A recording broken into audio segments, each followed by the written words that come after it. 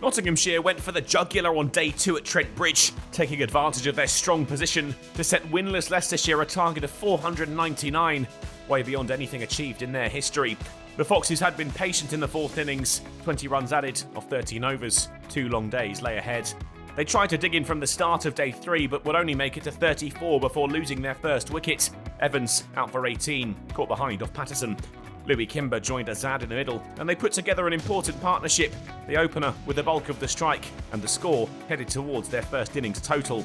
They made it to 82 when Stephen Mullaney found Azad's pads, and he had to go, LBW for 35. Kimber was another for Mullaney, outcaught by Fletcher for 16. And the captain soon had a third, Ackerman, LBW for 9. Leicestershire still yet to reach 100. Both sides wandered in for lunch soon after. Leicestershire 97 for 4. Rishi Patel would fall with the score up to 102. Fletcher clipped to Patterson White. Half of the Foxes' wickets taken by the hosts. Just 5 more needed for a third-day win. Swindles went next, the last out-and-out batter gone. Another catch for Patterson White, this time off Dane Patterson. Ed Barnes tried to back away from Hutton, but the bowler followed him. Barnes left flat on his back, watching on as Hamid took a simple chance to leave Notts 3 wickets away from victory. Hutton reduced that to 2. Walker pulling straight to Lyndon James for 18. Chris Wright followed 2 balls later. He was caught behind for 4. Just Parkinson and Finnan left standing between the Foxes and defeat. They had Leicestershire up to 200. The pressure was off now. The pair batted with freedom.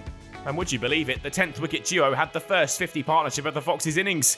And with dark clouds looming, Notts were starting to look frustrated. The win would come eventually for them, but first they had to watch on as Finnan went to a 50, scored off just 37 balls. Not a bad way to make your mark on debut. And the all-important final wicket still hadn't fallen when they were forced off for tea by bad light. The deficit at this point was an academic 248. More than 2 hours later, they strolled back out there, and it took them just 10 balls to finish Leicestershire off. Finnan outcaught behind off Patterson for a wonderful 58. Jubilant scenes sparked in the Nottinghamshire ranks. They'd beaten the Foxes by 241 runs within 3 days. But more importantly, the gap to Middlesex in second was now a huge 50 points.